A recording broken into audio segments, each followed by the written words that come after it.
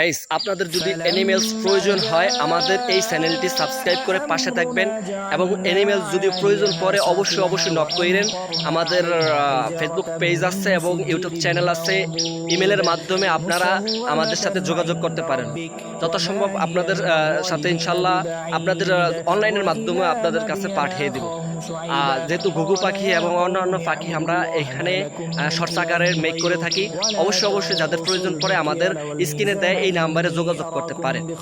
وإني أخاف عليكم عذاب يوم محيط ويا قوم أوفوا المكيال والميزان بالقسط ولا تبخسوا الناس أشياءهم ولا تعثوا في الأرض مفسدين بقية الله خير لكم إن كنتم مؤمنين وما